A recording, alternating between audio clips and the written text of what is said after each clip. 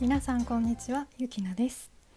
今日は日本の電車の中で物を食べてはいけないのかということについてお話ししようと思います。まず結論から言いまして、車内での飲食禁止です、食べたら罰金ですなどの日本の法律はありません。鉄道会社も特に公式には出してはいません。でも普通の電車や地下鉄、バスの中で食べ物を食べている人あんまり見ませんよね。これは単純にマナーとして食べていないんですね。実際に会社帰りのサラリーマンが缶チューハイを電車で飲んでいるとか、部活帰りの学生がおにぎり食べてるとか、たまに見ることあるんですけど、基本的には飲食するのはマナーが悪いので、みんな食べたり飲んだり大声で電話したりしないんですね。新幹線とか特急電車では、お弁当を食べながら移動するとかありますが、それは別として。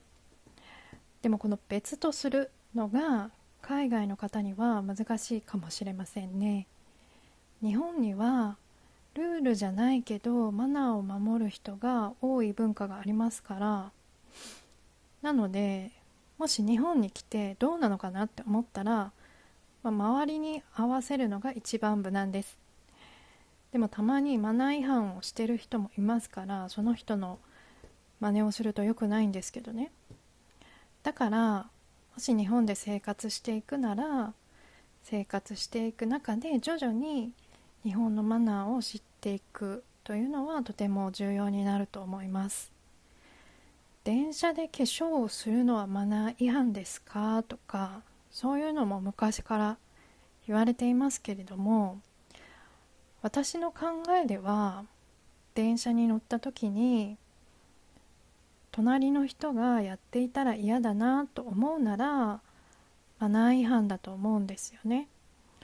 でもそれを強要することはできないんですけど、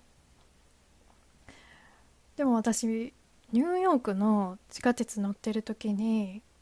物食べるとかじゃなくて、なんか急にパフォーマンスが始まったり、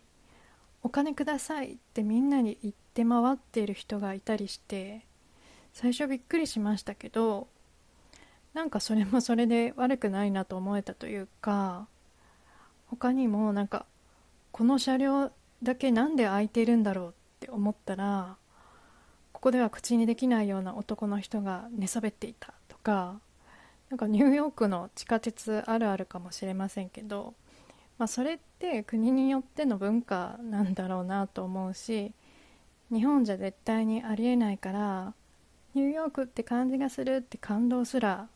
したような気がしますね。他にもどこの国か忘れたんですけど、電車の中で靴磨きのクリームを売りに来た人がいて、たまたま私が近くにいたから急に私靴磨かれたこともありますね。世界の電車事情って面白いですよね。皆さんの国の電車の中はどうでしょうか。面白いエピソードがあれば教えてください。では今回はこれで終わりにします。またね。